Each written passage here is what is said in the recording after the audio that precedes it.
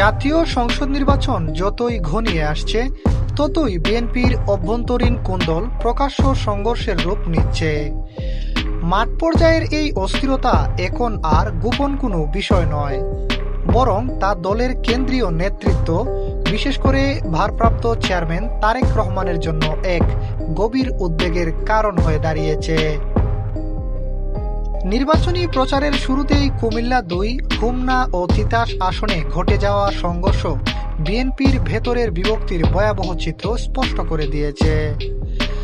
দলীয় মনোনীত প্রার্থী সেলিম ভূঁইয়া ও বিদ্রোহী প্রার্থী এম.এ. মতিনের সমর্থকদের মধ্যে সংঘর্ষে অন্তত ১০ জন আহত হওয়ার ঘটনা প্রমাণ করে বিএনপি এখনও নিজেদের ঘর সামলাতে হিমশিম খাচ্ছে।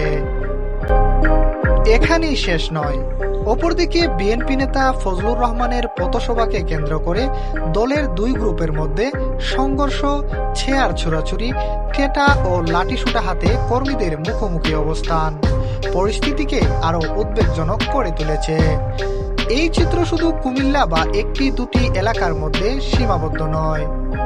দেশের বিভিন্ন অঞ্চলে বিএনপি ও ছাত্রদলের একাধিক গ্রুপের মধ্যে সংঘর্ষের খবর পাওয়া যাচ্ছে, যা দলটির সাংগঠনিক শৃঙ্খলা ও নিয়ন্ত্রণ সক্ষমতা নিয়ে বড় প্রশ্ন তুলছে।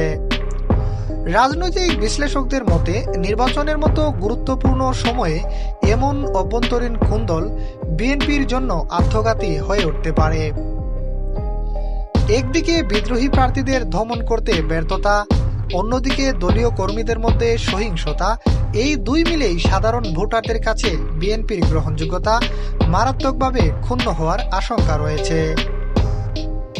ভোটাররা কোনো রাজনৈতিক দলের কাছে শুধু সরকার পরিবর্তনের প্রতিশ্রুতি নয়, শৃঙ্খলা ও নেতৃত্বের সক্ষমতাও দেখতে চায়।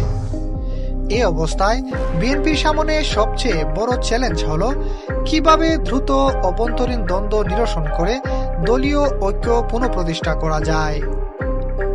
আর এই চ্যালেঞ্জ মোকাবিলার চাবিকাঠি কার্যত একমাত্র তারেক রহমানের হাতেই রয়েছে।